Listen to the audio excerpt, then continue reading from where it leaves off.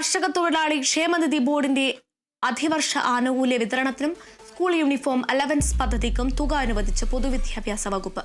കേരള കർഷക തൊഴിലാളി ക്ഷേമനിധി ബോർഡിന് അധിവർഷ ആനുകൂല്യ വിതരണത്തിനായി 30 കോടി രൂപ അനുവദിച്ചു.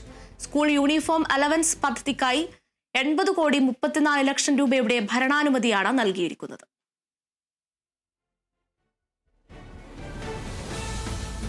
കർഷക തൊഴിലാളി ക്ഷേമനിധി ബോർഡിന്റെ അധിവർഷ ആനുകൂല്യ വിതരണത്തിനും സ്കൂൾ യൂണിഫോം അലവൻസ് പദ്ധതിക്കും തുക അനുവദിച്ച് പൊതുവിദ്യാഭ്യാസ വകുപ്പ്. കേരള കർഷക തൊഴിലാളി ക്ഷേമനിധി ബോർഡിന് അധിവർഷ ആനുകൂല്യ വിതരണത്തിനായി 30 കോടി രൂപ അനുവദിച്ചു.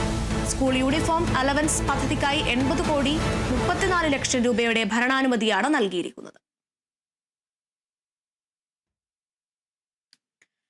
കൊല്ലം തിരുമംഗലം ദേശീയപാതയിൽ മരം കടപുഴകി വീണു. ദേശീയപാതയിൽ ഉണങ്ങി നിന്ന മരം കടപുഴകി വീഴുകയായിരുന്നു. വൈദ്യുത ലൈനിൽ തട്ടി നിന്നതിനാൽ വലിയ